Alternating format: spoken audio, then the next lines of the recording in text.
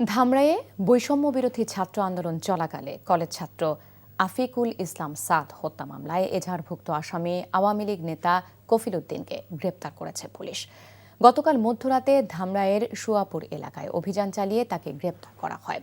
কফিল উদ্দিন ধামরাই উপজেলা আওয়ামী লীগের মুক্তিযোদ্ধা বিষয়ক সম্পাদক ও সুয়াপুর ইউনিয়ন পরিষদের চেয়ারম্যান। পুলিশ জানায়, গত ৫ আগস্ট ছাত্র জনতার বিপ্লবের দিন সকালে Dhamrai Hardinge school and college গেটে আন্দোলনে যোগ দিয়ে মাথায় গুলিবিদ্ধ হন Savar cantonment public school and কলেজের দ্বাদশ শ্রেণীর মেধাবী শিক্ষার্থী আফিকুল ইসলাম সাদ। চিকিৎসাধীন অবস্থায় ৮ আগস্ট মৃত্যু হয় তার। ২১ আগস্ট নিহত সাদের নানা আজিমউদ্দিন বাদী হয়ে আওয়ামী লীগের সভাপতি বেনজির আহমেদ সহ ৮২ জনের নাম উল্লেখ করে ধামরাই থানায় একটি মামলা দায়ের করেন। সাময়িক বিচ্ছেদ শক্ত বাঁধন তৈরি করে। মানসিক দৃঢ়তায় আমি লোহা আগুনে পুড়িয়েছি ভালো কিছু পাবো বলে। তোর মধ্যে কোনো গলদ নেই।